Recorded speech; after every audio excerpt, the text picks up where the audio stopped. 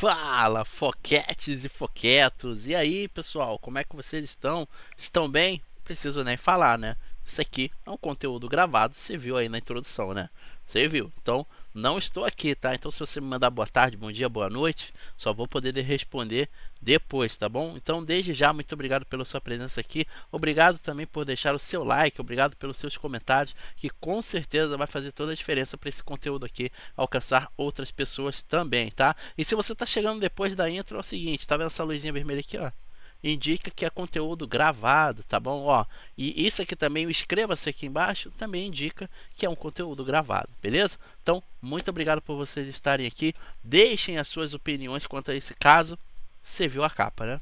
Então, pela capa, já dá para ter uma ideiazinha mais ou menos aí do que a gente vai ver, certo? Mas, muito obrigado por vocês estarem aqui, tá bom? Não vou enrolar. Olha, eu garanto que é uma parada brutal e que vai tirar um pouco do teu sono e vai te dar muita raiva do que você vai ver, tá? Pode ter certeza disso, porque é muita sacanagem, né, cara? Mas vamos lá, ó. O QR Code tá ali, se você puder contribuir de alguma forma aqui para essa meta alcançar o desejado, que é os 500, falta pouco, estamos com 390, tá bom? Se você não conseguir pelo QR Code, tá aqui o e-mail, beleza? umcocoloco@gmail.com. Se não puder também, tá tranquilo, tá tudo certo, não tem problema nenhum, tá?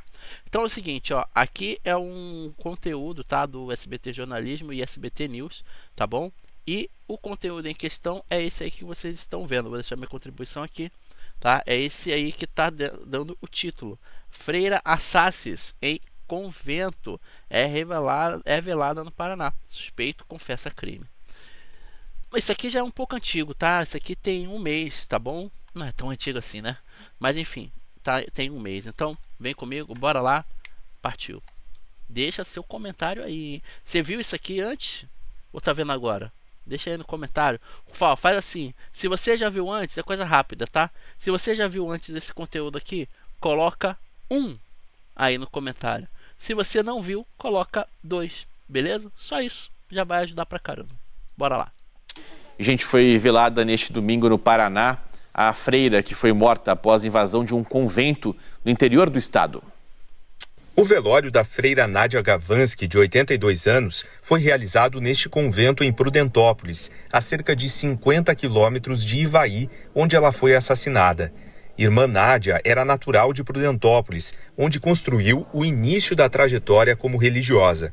A missa de despedida, celebrada no rito ucraniano, reuniu irmãs de conventos da região, familiares e membros da comunidade, todos ainda chocados com o crime. Nunca imaginávamos que uma irmã nossa, na altura dos seus 80 e poucos anos, pudesse passar por uma situação dessa tão triste. Além da vida dedicada à fé, Irmã Nádia também é muito lembrada pela simplicidade no dia a dia. Nos últimos anos, após sofrer um AVC, teve sequelas na fala. Falava baixo e, às vezes, preferia o silêncio. Entre as atividades de que mais gostava no convento, estava cuidar da horta e tratar das galinhas no quintal, justamente o local onde tudo aconteceu. Leonie é sobrinha da irmã Nádia. Ela conta que sempre que tirava férias, a freira voltava para Prudentópolis para visitar os irmãos e passar um tempo com a família. Irmã Nádia dedicou 55 anos à vida religiosa na congregação das Irmãs Servas de Maria Imaculada. Desde o início de criança, ela já andava de catequese com os cadernos, livro. A minha própria mãe contava que ela já chegava com o livro e Bíblia, já do início da catequese, já andava treinando, e foi do início dela, uns 13, 14 anos. Após o almoço, a freira foi ao quintal do convento, quando o suspeito se aproximou após ter pulado o muro. Segundo a polícia, ao ser questionado, ele disse que empurrou a religiosa. Ela então caiu, começou a gritar e foi morta por asfixia. Nossa. Uma fotógrafa que estava no local encontrou o homem logo depois do crime.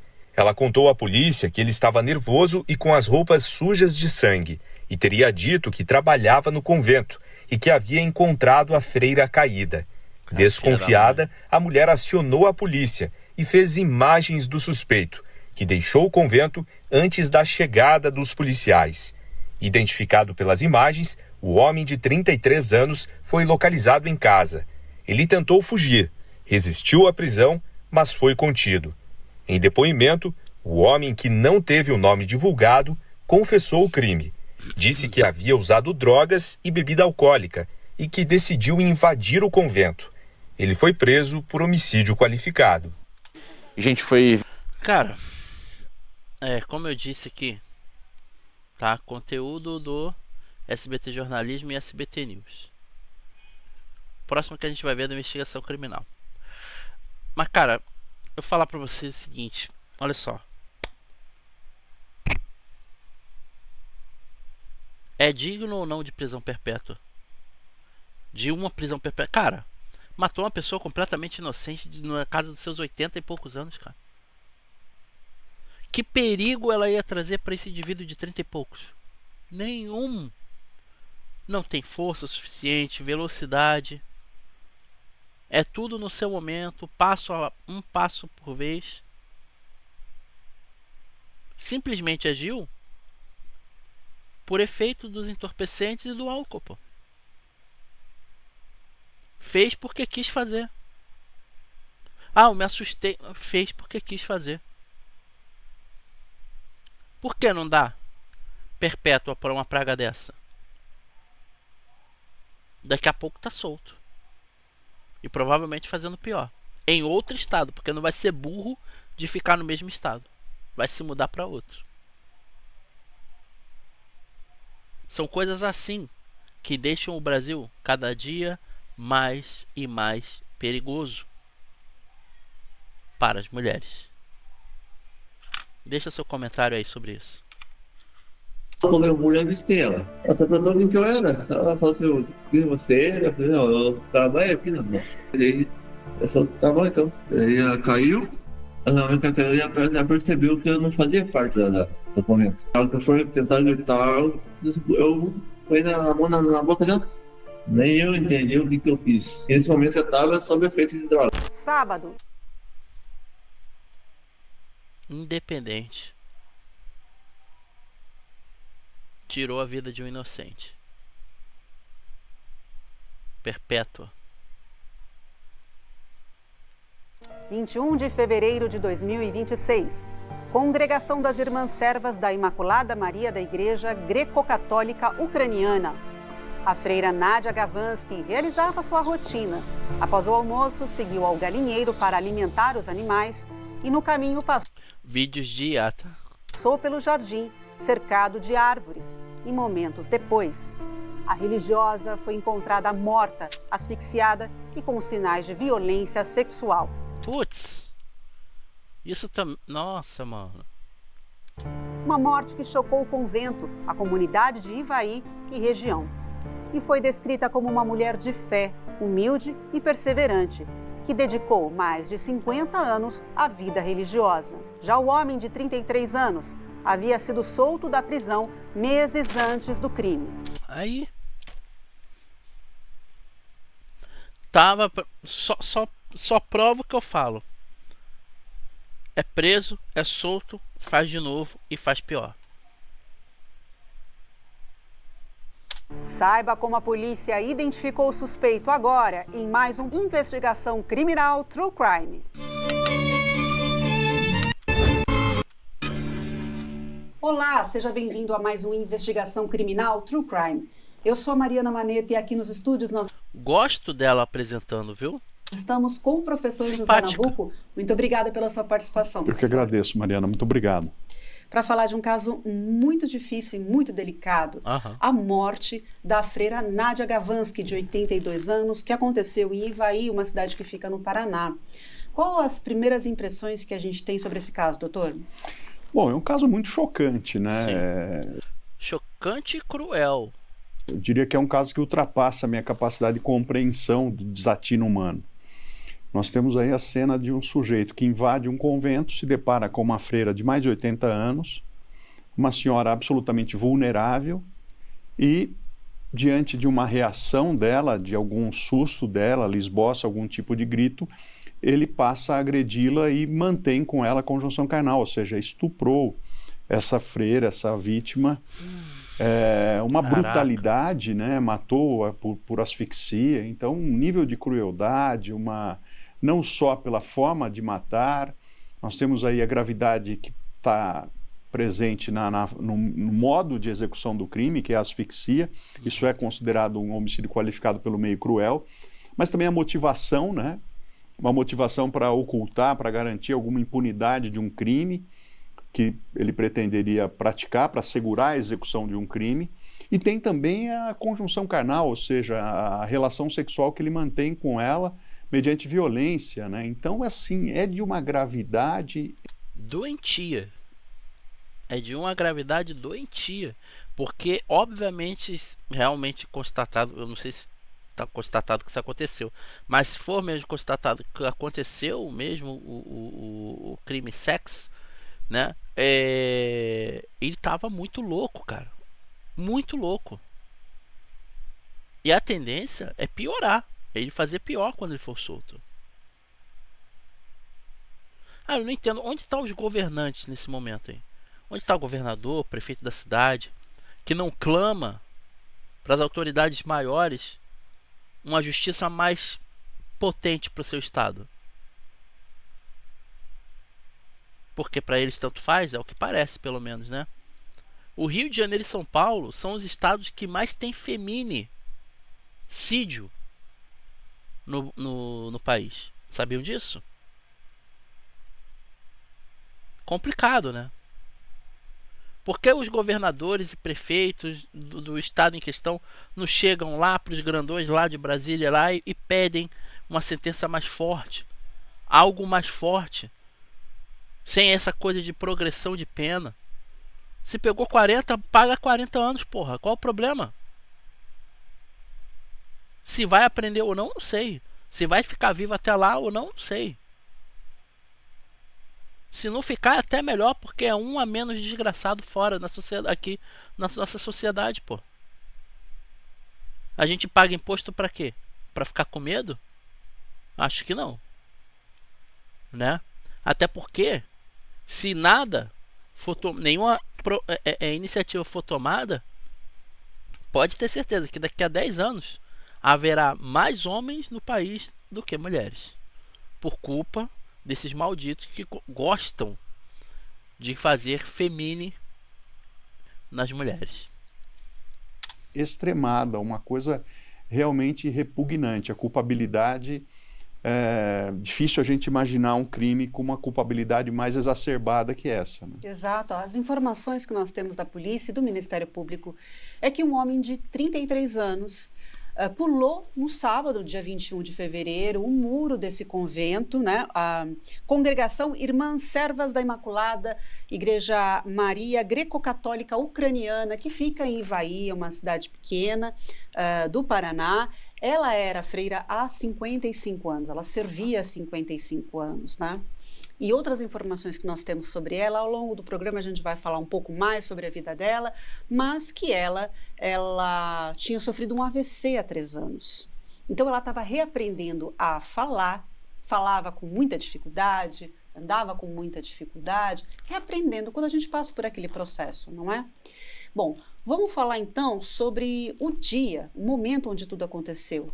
Nós conversamos com a polícia e nós descobrimos o seguinte, que as imagens da parte externa do convento é que conseguiram identificar o momento exato que esse suspeito pula o muro. Ele pula um muro, dia 21 de fevereiro, é um sábado. Olha o trava-língua. Ele pula o muro. Travou a língua. O muro. Ele identificar o momento exato que esse suspeito pula o muro. Eu que ouvi errado. Ela falou pula mesmo. Eu que ouvi errado. Ele pula um muro, dia 21 de fevereiro, é um sábado. Então, além de ser uma cidade pequena e uma cidade tranquila, é um sábado, né? Sim. Não tem lá muito movimento. Tanto é que na imagem vê realmente somente ele pulando o muro, tranquilamente. E momentos depois, acontece toda essa descoberta de que uma freira tinha sido morta. Ele pula o muro e, segundo as investigações, ele percebe que vem uma senhora a caminho dele. Nesse momento, ele descreve, em depoimento, que teria sido questionado pela freira. Se você trabalha aqui? Ela falou, você trabalha aqui mesmo? E ele disse, eu trabalho aqui na manutenção. Quando a freira percebeu que era alguma coisa fora do comum, fora do rotineiro dela, ele avançou. Aí nós temos duas coisas que ele não confessa e que somente o laudo que pode comprovar, doutor. Ele diz que ficou há 40 minutos com a mão na boca da freira e que a causa da morte seria por asfixia. 40 minutos? Caraca, ninguém deu falta da senhora por 40 minutos? Que isso, cara? Em que momento que isso pode ter acontecido? 40 minutos, então, que ficou com a mão? Não, é muita coisa. Então, aí nós temos vários cenários possíveis, me parece. Primeiro, assim, a asfixia não dura tanto tempo, ela morreria bem antes. Eu não sei precisar, seria uma coisa mais de um perito, um médico legista poderia dizer isso melhor. Mas certamente menos do que 40 minutos, não precisa de tanto tempo assim. O que é preciso indagar é o seguinte, tem alguns cenários possíveis. Ele pode ter constrangido ela, mediante violência, a manter a relação sexual, tecnicamente conjunção carnal, mas para a gente ser simples, uma relação sexual, né? E depois ter decidido matá-la. Ele pode ter, durante a relação sexual, sem consentimento, com violência, portanto caracterizadora do estupro, ele ter causado a morte dela. No caso, de ter perdido o controle, né? Durante o ato. Né? Ou pode ter matado a vítima e depois ter mantido conjunção carnal. O que isso muda? Muda a configuração do crime. Então, primeira hipótese, ele matou a vítima. Agora, não lembro que ordem eu falei, mas vamos imaginar, matou a vítima e depois manteve relação sexual. Nós não temos crime de estupro. Existe um crime de homicídio e depois um vilipêndio a cadáver, porque o estupro pressupõe uma vítima viva, evidentemente. Uma outra situação é que durante a conjunção carnal, o dolo dele é de manter a conjunção carnal, mas ele segura a boca da mulher, tapa a boca da mulher da vítima para que ela não grite, e daí causa a morte dela por asfixia sem que isso seja uma conduta dolosa. Nós teremos um crime de estupro qualificado pelo resultado morte. Caramba! Né? Então, primeira hipótese, estupro mais vilipêndio a cadáver. Sim. Essa hipótese aqui do meio. Estupro qualificado pela morte, muda a pena, muda a configuração, etc. Ou pode acontecer, é muito comum, que seja mantida a conjunção carnal com a vítima e depois existe o dolo de matar. Então é muito comum porque ele quer daí que a vítima não reconheça. Né? Então ele mantém conjunção carnal e decide, vou matá-la, mata a vítima e daí ele responderá pelos dois crimes, estupro e homicídio qualificado pela asfixia. Nós teríamos então aqui 2 delitos em concurso material, as penas são somadas, né? Isso é importante a perícia tentar identificar isso, sobretudo se houve uma conjunção carnal após a morte da vítima. Isso é importante mesmo, doutor. E quais as outras informações que nós temos que a polícia também deu? É muita loucura essas paradas, né, cara? Tem que ser um perito muito brabo mesmo. Eu acho perícia interessante, não sei vocês aí, mas eu acho esse trabalho de perícia muito interessante. Porque você descobre umas paradas, tipo, com a pessoa já não tendo mais vida, sabe? Tipo, literalmente o corpo fala e o perito vai lá e entende o que está sendo dito, né? É muito curioso isso. E teve uma situação que foi crucial para descobrir quem era essa pessoa, porque no momento nós temos uma única senhora de 82 anos que conhece aquela região, aquele local, o convento, e um outro homem que pulou o muro. Não tem mais nenhuma pessoa naquele cenário, não é? E quando acontece esse encontro entre os dois, e que segundo relatos ela morre, acontece o estupro, ele sai desse local onde tem árvores, uma espécie de bosque, é um lugar grande, o convento é um lugar grande, o pátio, onde todos os sábados, na hora do almoço, a freira ia alimentar as galinhas. É isso que ela estava fazendo, essa era a rotina dela. Será que ele então já estava de olho nessa rotina? Mas ele ia estar de olho na senhora? Que isso, cara? É de uma mente doentia terrível. Encontrou ele no meio do caminho. Ele comete o crime, ele sai daquele local e quando ele sai, ele encontra uma fotógrafa, uma moça que estava fazendo um evento e essa prova é o que eu quero perguntar para o senhor. Qual é o peso de uma imagem quando você mostra para a polícia que é realmente aquela pessoa, né? Porque foi crucial. Ela encontra ele, eles conversam e ela percebe que ele não é uma pessoa que está aqui no local e começa a gravar a imagem dele. Tem algo errado, Essa é né? a imagem que a polícia consegue identificar ele, doutor. É tipo, a mulher teve um momento feeling, né? Ela conversou com o cara, de repente viu que ele tava meio nervoso, não sei o que, e ela já maldou, né? Já levantou a bandeirinha ali, a red flag levantou e ela malandramente já começou a, né, filmar o cara, tirar imagem, isso e aquilo. Bem legal, bem esperta, por sinal. Essa imagem é muito importante, sobretudo num primeiro momento, para a identificação do suspeito, né? Agora, ele pode muito bem alegar que, olha, na verdade não fui eu apenas vi o cadáver. É claro que ali o contexto, o local, torna isso improvável, mas seria uma alegação possível. Mais importante será a prova de DNA. Então a prova técnica se torna ainda mais relevante, porque certamente, seguramente, ele deixou algum vestígio biológico na vítima e o exame de DNA torna essa prova irrefutável. Né? Então temos esses dois aspectos. A imagem, num primeiro momento, é uma prova super importante. Claro que ela também é usada na condenação, é importante, mas ela ainda teria uma alegação possível da parte dele. Mas quando você pega o exame de DNA e constatando que realmente há um material biológico dele, torna uma prova irrefutável. Você tem a imagem mais o exame de DNA. Correto. Doutor, vamos acompanhar então o vídeo que a fotógrafa conseguiu identificar o suspeito. Após que eu vejo de repente eu pulei o muro. Mas o senhor tinha dito que trabalha aqui na limpeza? Sim. O jeito dele de andar já é estranho, né? Doido.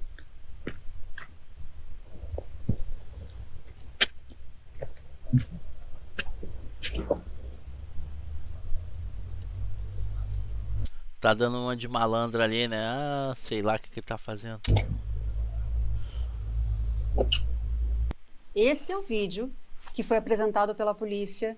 Esse foi a perspicácia da fotógrafa de perceber que aquela pessoa não pertencia àquele local, que aquilo ali era muito estranho. Quais as primeiras impressões, então, dessa prova? Então, assim, dizendo num primeiro momento, ele me parece um sujeito bem desnorteado, né? Porque se ele entra ali, pratica esse crime bárbaro, ele, ao invés de fugir, ele continua ali e fica uma coisa completamente sem pé nem cabeça a alegação dele. Então me parece o sujeito um tanto quanto desnorteado, não sei se o consumo de droga, se algum problema psíquico. E ao mesmo tempo, uma história que é completamente inverossímil, né? Alguém está andando na rua, escuta um grito e pula, né? Mas se ele pulou, ela já estava morta, como é que ela estava gritando e não viu ninguém? Então uma alegação não seria normal, não é verossímil isso. A pessoa, numa circunstância dessa, tocaria a campainha do convento, do local onde está acontecendo aqueles gritos, e não simplesmente pularia daquela forma, né? Então, é uma prova, assim, bastante importante, né, da prática desse crime. E, enfim, uma tragédia, porque o que me causa muita perplexidade, quando se fala em crime sexual, né, o comportamento, a reação machista, tem sempre esse debate na questão que se discute das mulheres, do feminismo, etc., que sempre tem alegações do tipo, a roupa que vestia, etc. E é uma bandeira importante da mulher, fala, não interessa, né? Exatamente, não interessa. A mulher tem que se vestir da forma que lhe agrade, né? Porém, infelizmente, tem muito filho da mãe por aí que se aproveita desse momento que a mulher quer se sentir bem, bonita e tal, atraente, né? Porque toda mulher quer se sentir atraente, porque toda mulher é vaidosa, não é verdade? Gosta de fazer unha, cabelo, gosta de se vestir bonita, gosta de chamar atenção, sim, que isso é da mulher, né? E tá certo, não tá errado. Só que infelizmente existem malditos que se aproveitam desses momentos incríveis e maravilhosos das mulheres para atacar e até mesmo de repente chegar de mansinho, se mostrando uma boa pessoa, sendo que lá no fundo não é. A liberdade sexual independe da posição, da forma como ela se veste, da posição política que ela adota, da maior, enfim, da liberalidade do seu comportamento, tudo isso é irrelevante. Liberdade sexual é uma coisa que não pode ser violada sob nenhuma hipótese. E nesse caso, tem um comportamento de alguém, diria que mais antissensual do mundo. É uma senhora bastante idosa, com uma roupa cobrindo todo o corpo, uma roupa de freira, e o sujeito ainda assim nutriu naquele momento um desejo sexual, uma atração sexual e pratica o crime de estupro. É por isso que muitos alegam que o estupro é muito menos desejo sexual e muito mais uma forma de dominação, de sadismo, etc. Eu acho que só isso explicaria esse ato, né? Então, assim, para mim é muito assustador, é um crime, assim, de uma gravidade realmente extremada. Concordo, entendo, compreendo o que o senhor quer dizer, porque realmente foge dos noticiários que a gente vê. É um crime que chegou até o Vaticano, dizem as pessoas, os diretores do próprio convento com o qual eu conversei. Chegou, foi uma notícia que espalhou e foi mundial. Todo mundo ficou sabendo que uma freira de 82 anos foi morta, asfixiada e também sofreu violência sexual nesse local. Bom, complicado, hein? Mancha ainda mais a imagem do Brasil, né, cara? Parando pelo fato, então, vamos parar no fato onde a fotógrafa faz essas imagens. Dá para perceber nas imagens que tem outras mulheres também em volta dela. Há um evento naquele local, ela está fotografando como é de costume e ela não quis identificar em nenhum site de notícias, em nenhum programa, a gente compreende perfeitamente, mas foi muito importante a imagem que ela fez. E dá para perceber, eu gostaria de chamar um detalhe, ele não está com o rosto, com marcas, ele ainda está...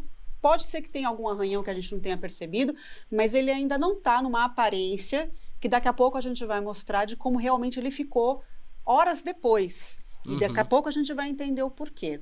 Bom, o que acontece? Nós apuramos aqui, na realidade, doutor, ela chama a polícia e ele foge. Essa é a realidade. Ele foge e ele vai para onde? Para a casa dele, porque ele percebe que aquela situação está ruim. Os moradores próximos da casa dele, porque aquela cidade é muito pequena, é que percebem que alguma coisa está acontecendo. Uma senhora de 82 anos que foi morta e estuprada, isso corre de uma maneira muito rápida, doutor. Né? E é nesse momento que a população começa a linchar ele próximo da casa dele. Quando ele está chegando na casa, percebem o que está acontecendo, as informações correm de uma maneira muito rápida, porque ele mora próximo do convento, e ele é quase morto pelas mãos das pessoas que ficam indignadas.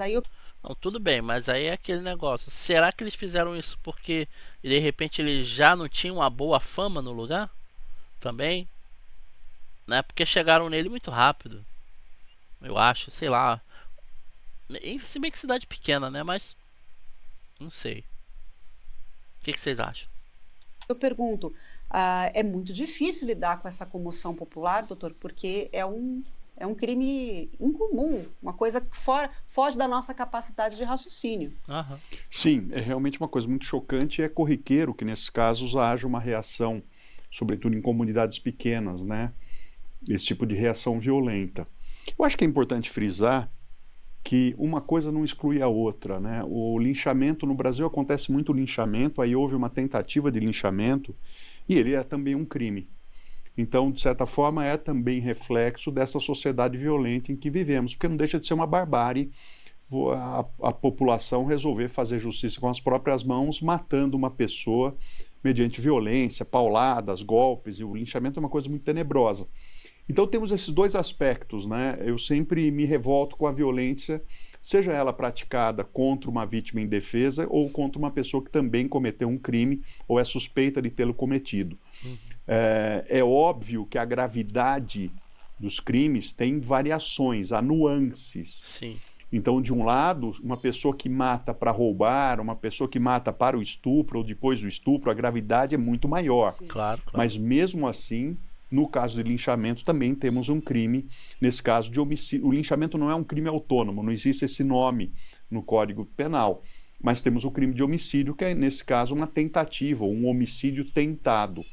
Tudo bem, eu concordo que isso é errado, fazer justiça com a própria mãe e tal, mas tem hora que não dá, mano. Tem hora que não dá, cara. Tem hora que não dá. Ou, sabe, ainda mais quando se trata de uma senhora, cara. Sabe, eu acho até complicado falar isso, porque a gente sabe que por mais que a pessoa como é que eu posso dizer, externe muita virtude, né? Ela também vai se indignar, né?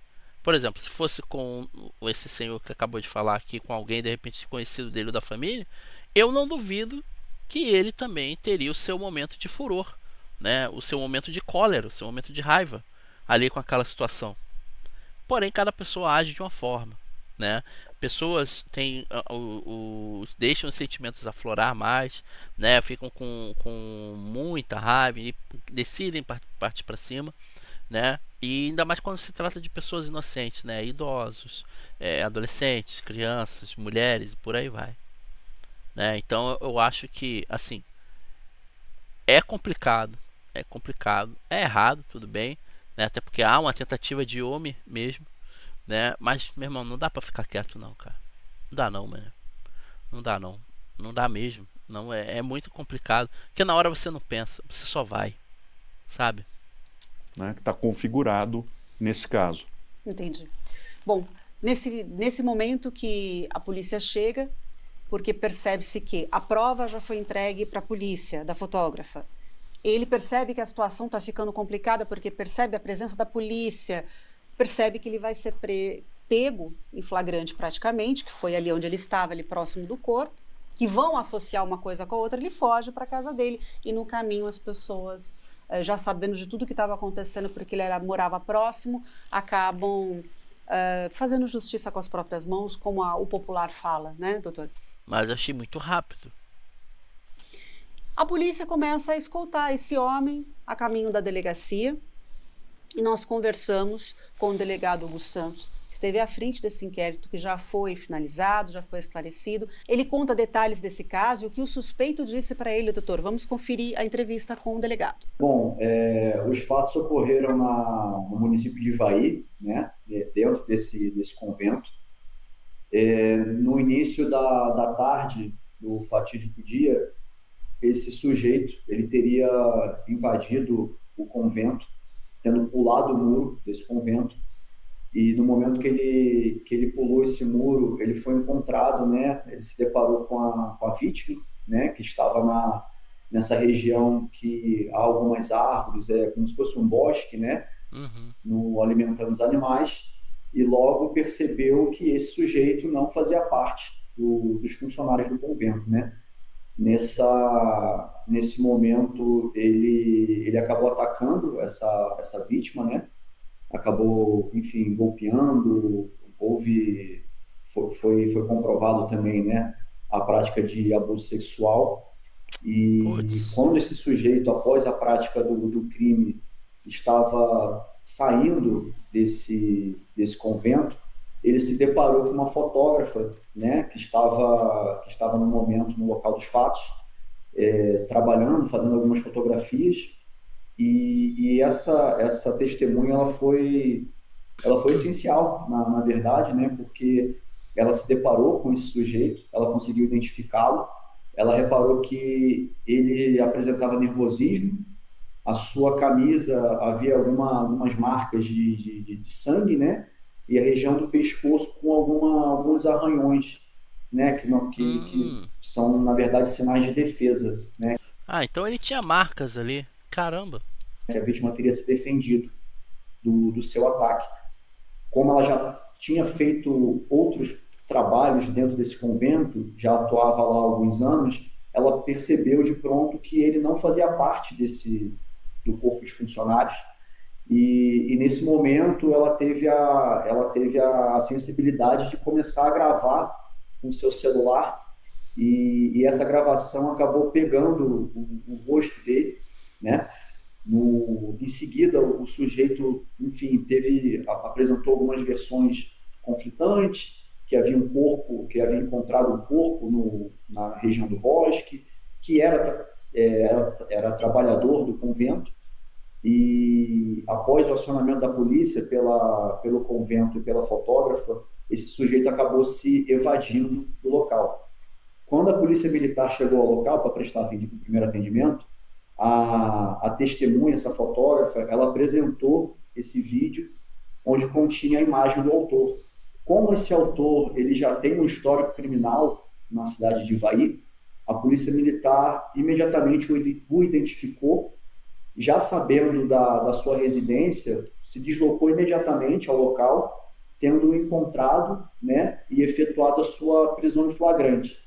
No momento da abordagem, esse sujeito apresentou resistência, ele tentou entrar em luta corporal com os policiais também, né, mas ele foi contido e foi apresentado ao plantão policial de Irati, né, onde funciona a nossa central de flagrante. Em sede de interrogatório, o suspeito, né, o autor no caso, ele afirmou que havia ingerido bebidas alcoólicas na noite anterior, feito uso de drogas, não é?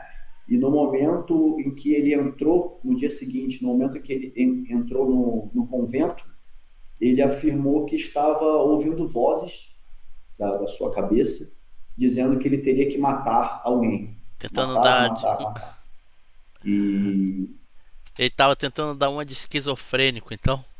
Para alegar insanidade? Ah, cara. Essa foi a justificativa que ele apresentou, não é?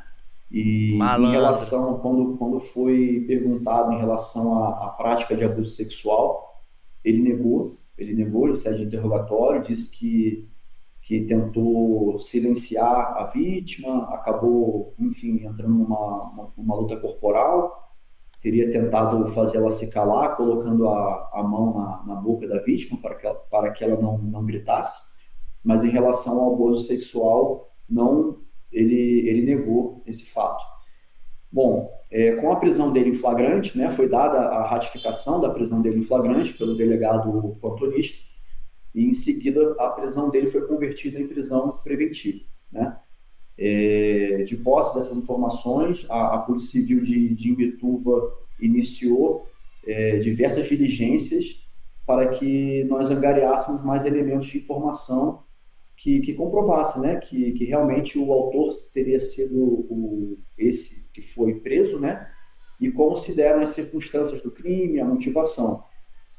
Foi feita a perícia do local do crime, não é? Foi feita também a perícia necroscópica, que é uma perícia que consegue identificar a causa mortis da vítima, também todas as lesões nas partes do corpo, né? A identificação dessas lesões. Foi coletado também material genético dessa vítima e também foi coletado material genético desse suspeito, para que houvesse um confronto genético, né? E a partir desse confronto genético, com a apreensão da camisa desse autor e no sangue, né, que foi apontado, né, pela testemunha, esse confronto genético pode também, é mais um ponto que vai realmente definir, né, que realmente o autor estava no local dos fatos, né, e que ele sim foi o autor dessas agressões e desse feminicídio praticado contra a vítima. Muito obrigada, delegado Hugo, pela sua participação. Doutor, vamos falar então sobre os detalhes que ele contou nessa entrevista. Primeiro, a motivação que ele fala no testemunho dele, que ele ouviu vozes e que, segundo o delegado, ele tinha consumido drogas, crack e álcool durante toda a madrugada. Nossa, crack, mano. Isso é uma justificativa, doutor? Não, isso poderia, em tese, configurar... Ele poderia estar vivendo uma situação de um surto psicótico e ser, portanto, inimputável se no momento do crime ele não era capaz de se determinar de acordo com o entendimento de que aquilo é errado, enfim. Mas eu acho improvável. Aí precisa de uma perícia. Eu também acho. O que o código diz é, se a pessoa tem uma doença mental e no momento do crime, no momento da ação, ele não era capaz de entender a ilicitude do fato, ou não era capaz de se determinar, não tem capacidade de autodeterminação, ele está isento de pena e está sujeito à medida de segurança, nesse caso seria uma internação. Mas me parece muito mais, claro, eu não sou perito, mas nesse tipo de alegação, muito mais uma alegação vazia, de tentar justificar isso, né? Veja que No caso, tentar fazer com que justifique aquela maldade que ele criou simplesmente porque ele quis fazer. Porque ele pulou o muro porque quis pular, só lembrando, né? depois do ato ele estava ali, ele, ainda que seja incoerente, não é uma explicação, porque não tem como justificar a presença dele ali para aquela fotógrafa que fazia as perguntas. Sim. Mas ele articula alguma ideia, né? Ele articula frases. Não, estava aqui e tal. Ela é incoerente porque não era possível dar uma explicação coerente, mas não aparenta estar sob surto psicótico. Então, Concordo. me parece uma alegação Vazia, né? clássica de quem não tem o que justificar, não tem como explicar aquela ação. Então ele fala, ouvi vozes. Eu já vi um processo que o réu falava, eu vi tudo vermelho na hora e quando eu olhei estava a vítima lá no chão ensanguentada. Não é verdade, né? É muito mais assim uma tentativa de explicar o que é injustificável. Certo.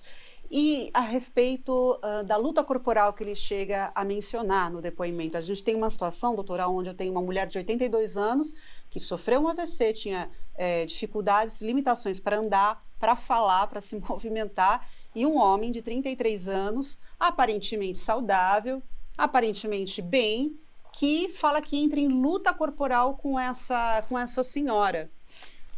Ele pratica uma agressão corporal, né? Não pode ser chamado de luta se ela não tem nenhuma condição de se defender naquele momento. Isso é uma coisa absolutamente ridícula. Até porque, dada a idade dela e a idade dele, ele tem 10 vezes mais a força dessa senhora, né? Aliás, de qualquer modo, assim, ela está numa situação de legítima defesa. Ela está ali naquele local. Ele a ataca. Seguramente não foi ela que atacou primeiro, né? Então não é um sujeito, eu entrei aqui para ver, para colher jabuticaba na árvore, pegar laranja na árvore e chegou uma senhorinha que me atacou. Isso não tem nenhuma possibilidade, nenhuma verossimilhança. Então seguramente, ainda que ela tenha reagido a alguma coisa, arranhado o pescoço dele, ela estava numa situação de legítima defesa, ele era o agressor ali. Então perceba que são uma série de alegações estapafúrdias. Eu entrei em luta corporal. Como assim? Luta corporal contra uma mulher que sofreu um AVC, que tem 82 anos, isso não tem nenhuma plausibilidade. Eu ouvi vozes na minha cabeça que falaram, você tem que matar alguém hoje. Não faz sentido, né? Nada faz sentido nas alegações dele, né? Doutor, de um modo geral, usando esse caso como exemplo, a gente vê muitos casos que as pessoas utilizam essa justificativa, que estavam sob efeito de drogas, efeito sobre álcool, para cometer alguns tipos de crime.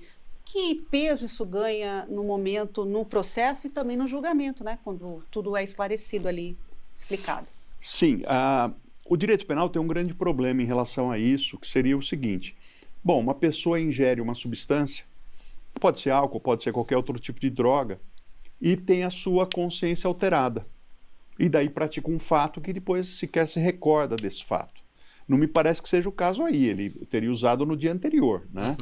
Mas, de qualquer modo, como lidar com isso? Então, o direito penal criou uma teoria chamada actio liberem causa. O latim entra aqui, é praxe, mas vamos falar de forma simples. A ação é livre na causa. Então, se eu posso entender que naquele momento, sob consumo de droga, a pessoa está surtada porque usou droga, não é uma doença mental, usou droga e praticou um fato, o que o direito penal diz? Sim, mas a causa dessa falta de consciência foi o consumo voluntário de droga. Então a ação, que foi a ação sob efeito da droga, é livre na causa, porque ele ingeriu voluntariamente a droga. Então legal. É assim que se resolve essa questão. Porque ele Interessante. Ele quis. Interessante. Então a pessoa que está sob efeito de álcool, vamos falar primeiro de crimes banais, assim, pratica uma injúria. No dia seguinte, nossa, injuriei o meu parente, né?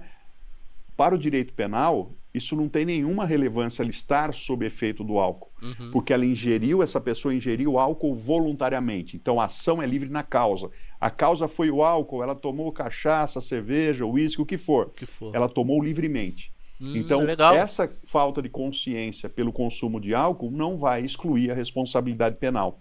Caraca, eu não sabia disso aqui não. Muito legal, hein? Muito legal. Sabiam disso aqui? Tava por fora. Aí sim, até porque a pessoa que ingere voluntariamente, o que quer que seja, álcool, entorpecente e tal, ela está fazendo isso porque quer, não porque obrigaram. Na verdade, ninguém chega no bar e pede uma bebida alcoólica com alguém apontando, vai, pede aí. Não. A pessoa vai lá e pede, voluntariamente, né? Legal, não sabia disso aqui não. E isso se aplica a qualquer crime, a qualquer tipo de droga. Só excluiria se fosse o consumo forçado, né, por força maior. A pessoa teve ali, foi amarrada, foi né? segura, e colocaram, de forma bem caricata, colocaram um funil na boca dele e derrubaram cachaça ali. Ele ingeriu álcool, ficou alterado, cometeu um crime.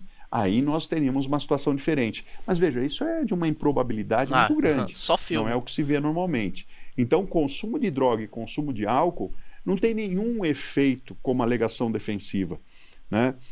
Como advogado, eu jamais alegaria isso num júri, porque não cola, não faz sentido, não faz nem juridicamente, tecnicamente, né, pelo Código Penal, nem socialmente. O júri não vai se convencer disso, porque a maioria das pessoas usam droga e usam álcool e não praticam crime. Sim. Né? Tem gente que toma cerveja num churrasco, fica feliz, canta uma música sertaneja, canta evidências, abraça os amigos e não vai praticar crime. Então não é propriamente a causa daquilo. A ação foi livre nessa causa, mas assim, ele tinha alguma tendência a praticar o crime de homicídio. O que pode acontecer diferente é que algum consumo de droga desperte, desencadeie um surto realmente de uma doença. Então isso às vezes acontece. Às vezes uma droga relativamente leve pode desencadear um surto, por exemplo, esquizofrênico. Aí eu não sou especialista na área para dizer, mas eu já vi casos assim, né? A pessoa tem uma doença mental que pode não se manifestar, até, por exemplo, consumo de chá, esqueci o nome, de ayahuasca, por exemplo. Sim. Já aconteceu o caso em que desencadeou uma doença mental. Que? Como é que é o nome do bagulho? Chá, esqueci o nome, de ayahuasca, por exemplo. Alguém conhece isso? Sim. Já aconteceu o caso em que desencadeou uma doença mental. Aí é diferente. Nossa. Né? Se a perícia constatasse que ele teve um surto, tem esquizofrenia e naquele momento estava sob surto, é diferente. Mesmo que ele tenha ingerido droga no dia anterior, ele seria inimputável. Mas é preciso que tenha uma doença mental que tenha sido desencadeada por qualquer motivo. Aí é diferente, foi desencadeado por uma crise, por uma tristeza, por um susto, por um consumo de álcool, mas é uma doença mental que se manifestou e gerou um surto psicótico. Caramba. É completamente diferente. Nesse caso, eu acho que não houve nada disso. Bom, nós tivemos... Eu não acho, eu tenho certeza que foi isso aí mesmo. Ele só falou essa parada aí das vozes na minha cabeça pra tentar mostrar que ele não tá bem da cabeça psicologicamente, sabe? Mas por isso será aprovado, né? Com certeza. Acesso ao depoimento desse suspeito de 33 anos, doutor, eu gostaria de perguntar ao senhor. Idade de Cristo. Nós temos a imagem dele depois, quando ele é preso, ensanguentado, com ferimentos, por tudo que tinha acontecido naquele meio do caminho, né? Enfim, mas a motivação dele é que eu pergunto ao senhor, por quê? Qual é o motivo de uma pessoa pular o muro de um convento num sábado e, enfim, seria por motivo de furto, de roubo? Porque no depoimento ele fala que ele nem sabe o porquê ele pulou o muro. Eu acho estranho que ele tenha pulado o muro de um convento com o objetivo de praticar furto ou roubo, enfim. Mas tudo nesse caso é muito estranho, né? Então, tudo é possível. Eu acho que o fato é que ele entrou no convento, melhor dizendo, pulou o muro, lá se deparou com uma senhora de 82 anos, matou essa mulher, manteve conjunção carnal, então é preciso ver a ordem das ações para ver quais são os crimes que configuram, e isso que é o principal, né? É muito difícil saber, com esse tipo de depoimento dele, se o objetivo dele era furtar, se era roubar, ou se era de fato matar alguém, porque também é muito gratuito, né? Quero matar alguém, vou lá no convento, vou matar uma pessoa. Também é uma coisa um pouco inexplicável, assim. Então tudo nesse caso é um tanto quanto fora, é extraordinário no sentido literal do termo, fora do que é ordinário, do que é corriqueiro, do que é usual nesse tipo de crime. Então causa uma estranheza, né? Tudo precisa ser bem investigado e é muito provável que não se consiga compreender realmente quais foram os motivos, desatinos da cabeça desse homem, né? Certo. Bom, doutor, deixa eu Que comentar loucura, com né? o senhor a respeito do que vai acontecer com ele a partir de agora, né? Segundo o delegado, ele está preso, a prisão temporária foi convertida para prisão preventiva, ele está preso num presídio próximo ali a Ivaí, na região mesmo onde ele foi capturado. Daqui para frente, o que vai acontecer com ele? Dizem que ele está sob vigilância dos próprios profissionais ali do sistema penitenciário, porque ele estaria sendo ameaçado dentro do presídio, porque é uma situação muito diferente, muito fora do comum. Um homem que mata uma freira de 82 anos, isso ganha um peso ali dentro do presídio, né, doutor? Gostaria que o senhor falasse sobre isso. Não duvido. Começando por esse último aspecto, assim, no sistema penitenciário, é muito paradoxal isso, assim, são pessoas que, muitos lá cometeram crimes bárbaros, são pessoas realmente com uma culpabilidade, assim, uma personalidade criminal muito intensa, mas que gostam de mostrar essa indignação com certos crimes. De certo modo, muita gente diz assim, porque o crime é tão grave que não é aceito pelo sistema prisional. Eu acho que não é bem isso. Porque há relatos, por exemplo, de ladrões, latrocidas, que praticaram crime de estupro durante um roubo, mas dependendo da posição que ele tem na hierarquia do crime, ele acaba não sendo fustigado dentro da prisão. Eu acho que é muito mais uma necessidade humana de apontar o dedo para outro para dizer, olha, eu sou criminoso, mas não sou tão bárbaro assim. De certa forma, é como se eles tentassem resguardar um resto de uma certa humanidade que, de certo modo, eles perderam dentro do presídio. É essa minha elucubração. Eu acho que é isso muito mais que está na fonte dessa violência contra certos crimes. Mas é óbvio, a gente conhecendo o sistema prisional, nós temos estupro, é uma coisa muito mal vista, estupro contra criança ainda muito mal vista, e nesse caso, que, como eu disse, não é usual, não é comum que se tenha estupro contra uma mulher de mais de 80 anos, mas também é semelhante ao estupro contra criança, porque é uma pessoa totalmente indefesa. Né? Sim. Então o nível de revolta diante desse crime é muito grande. Né? Agora, os próximos passos, né? Então aí é preciso verificar, aguardar um pouco. Ele foi preso em flagrante, a prisão foi convertida em prisão temporária, ele vai ficar preso, ele seguramente perdeu benefícios que ele tinha, que deviam estar em andamento, porque ele já saiu do sistema prisional, devia estar em livramento condicional, enfim, isso é revogado.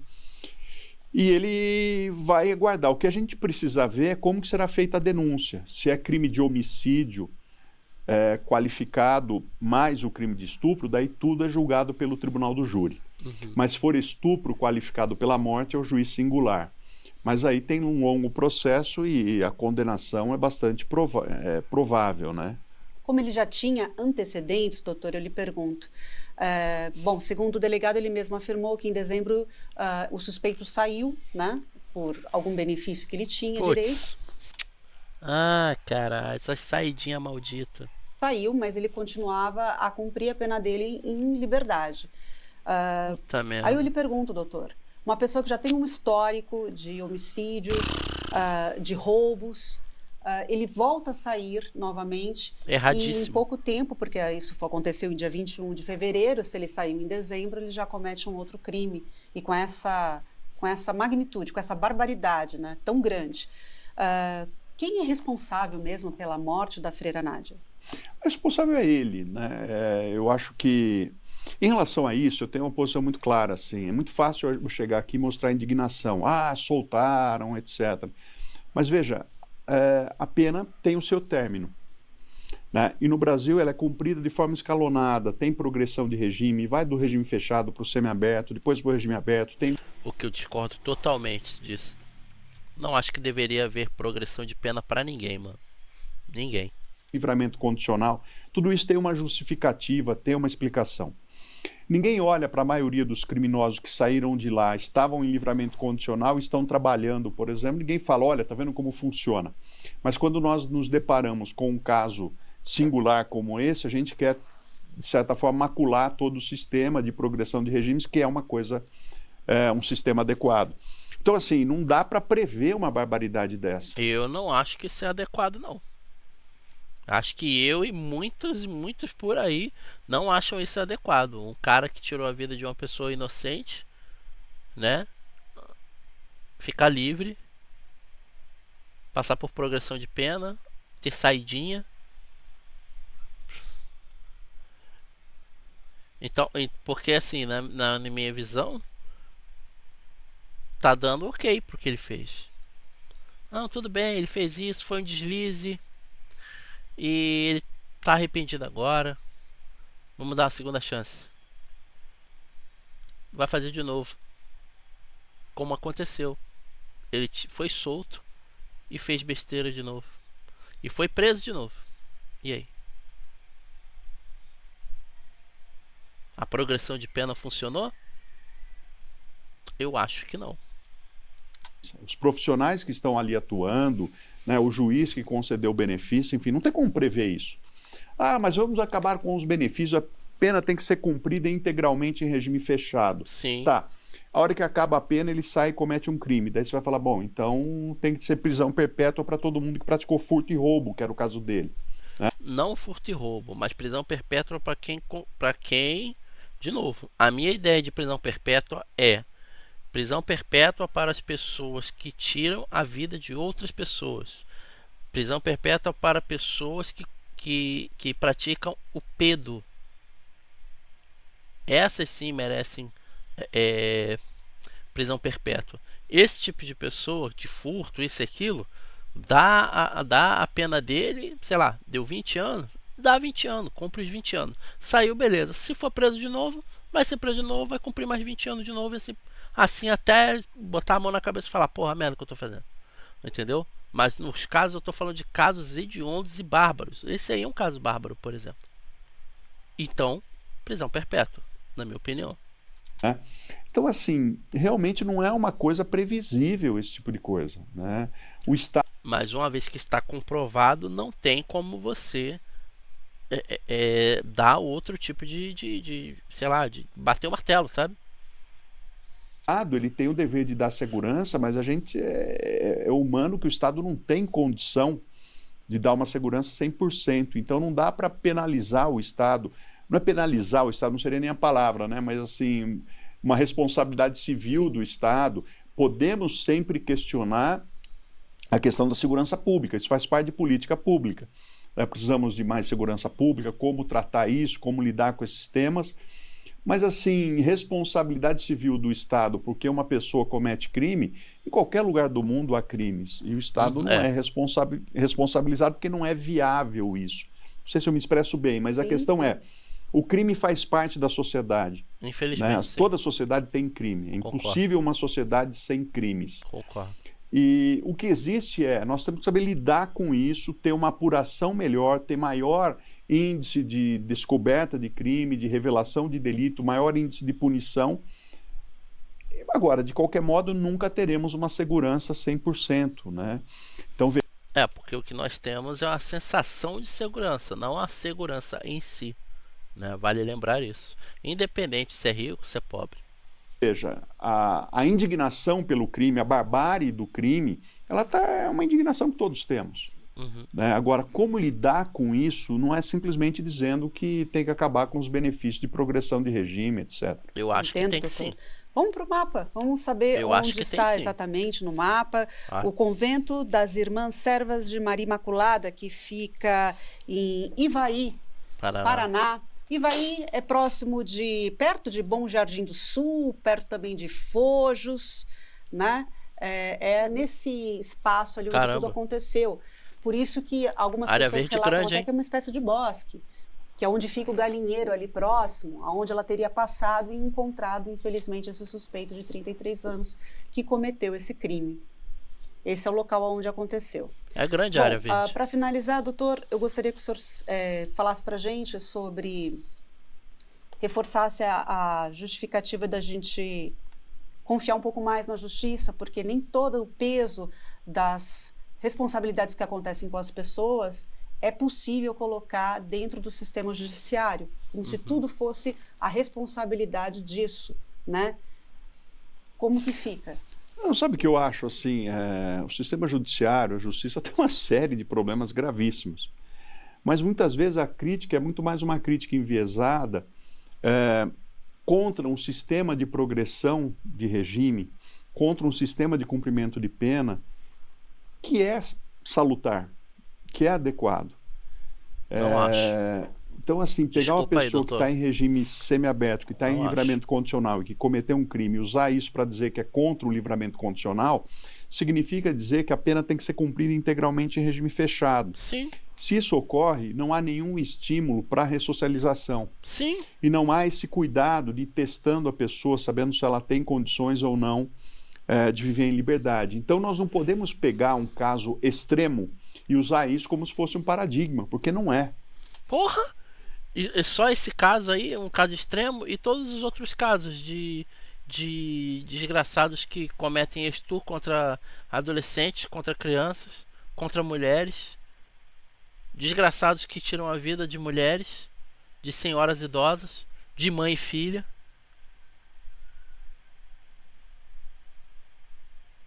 Porque só falta falar que não, eles estavam no direito dele, é só o que falta agora.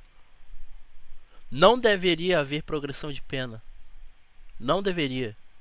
Não deveria.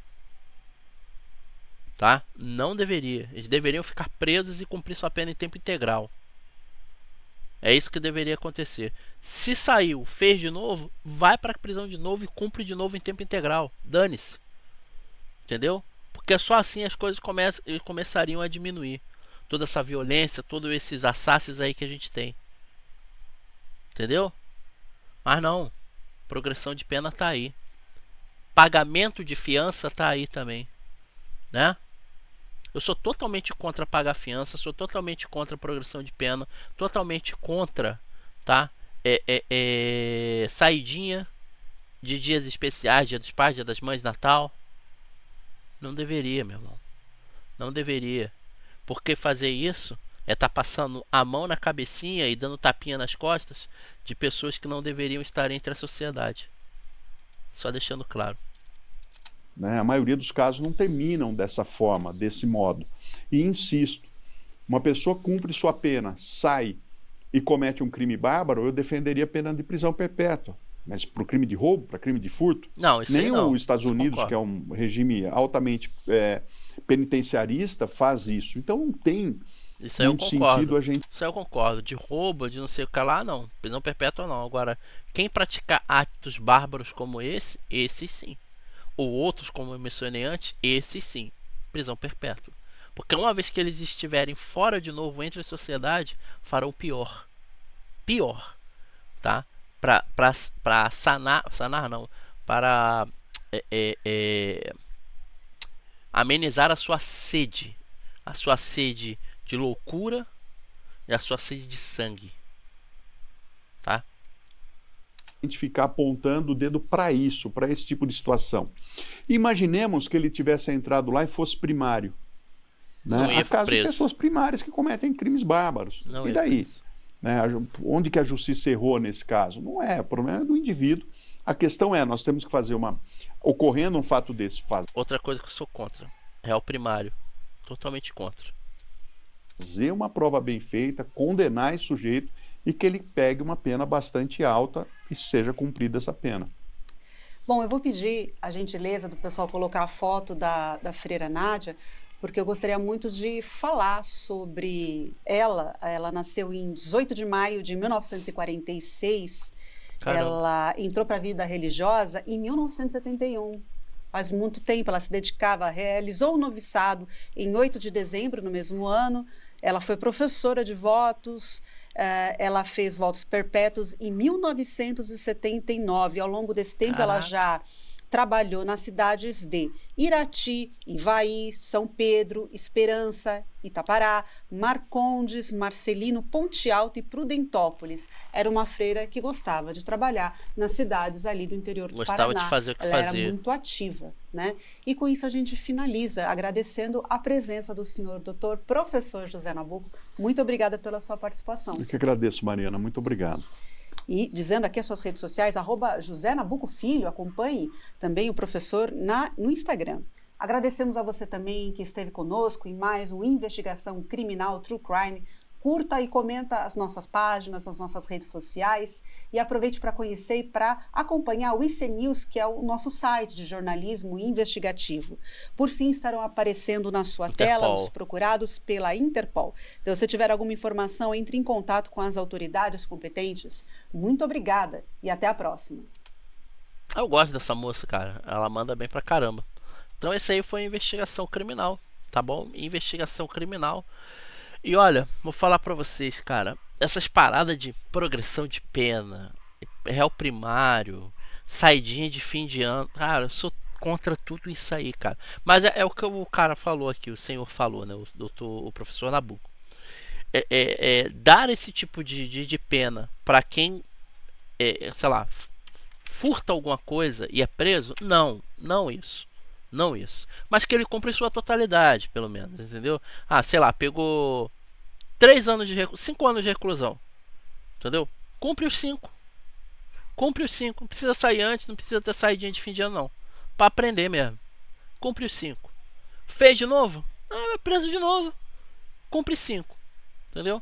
Ah, fez agora, só que agora tem o latrocínio junto. Caso rouba e acaba tirando a vida da pessoa. Aí já muda de figura. Aí, ó, perpétuo. Não tem outro papo.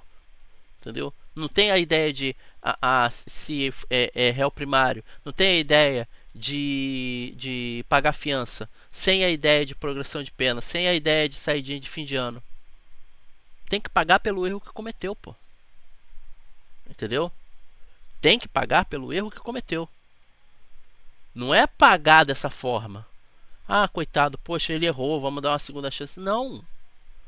A segunda chance que dá é mais um corpo no chão. A terceira chance que dá é o terceiro corpo no chão. E por assim vai. Entendeu? Quanto mais chances você dá, pior pode acontecer. Entendeu?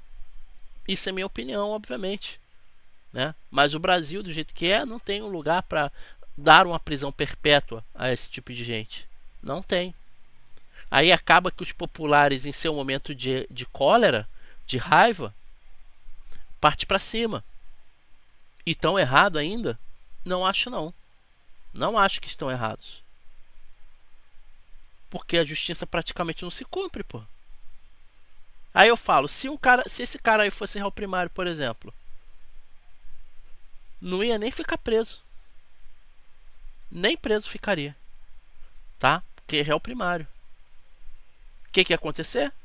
Os populares iam dar cabo. Como quase aconteceu. Então, cara, tudo que acontece de errado, desculpa, é culpa da senhora Justiça. É culpa das pessoas que colocaram esse tipo de coisa. Saidinha de fim de ano, progressão de pena, fiancinha, réu primário. Não era para existir isso, não. Porque isso possibilita um afrouxamento em leis. E quando há um afrouxamento em leis, há brechas. E quando há brechas, elas podem ser usadas. Essa é a minha visão. Lembrando que eu não sou formado nessas paradas não, tá? Advogado, negócio é só o que eu sei por muito alto, tá? Só deixando claro. Mas qual a opinião de vocês sobre isso tudo aqui que eu falei agora e sobre o vídeo também em questão, o conteúdo em questão? Qual é o conteúdo de vocês, a opinião de vocês? Joga aí nos comentários, vamos trocar uma ideia sobre isso. Porque sinceramente, se eu tivesse poder, meu irmão, ia existir pena perpétua no Brasil e nada dessas coisinhas aí que facilitam a vida de quem é um salafrário, é um safado, é um desgraçado, não iria existir também. Mas isso sou eu falando, eu quero saber de vocês também, tá? Então, desde já, muito obrigado por vocês estarem comigo aqui até agora. Obrigado pelos seus comentários. Obrigado também pelo seu like. Isso é muito importante para fazer o canal aqui ir muito mais à frente, tá? Lembrando que se aparecer para você o botãozinho do hype, aperta ele aí também para dar aquela moral, para dar aquela força aqui no canal, tá bom? Desde já, muito obrigado de verdade por vocês estarem aqui comigo. Pera aí, gente, rapidinho, cadê? Aqui. Estarem aqui comigo e espero que a gente possa se ver numa próxima. Valeu, foquetes e foquetos. Abraço.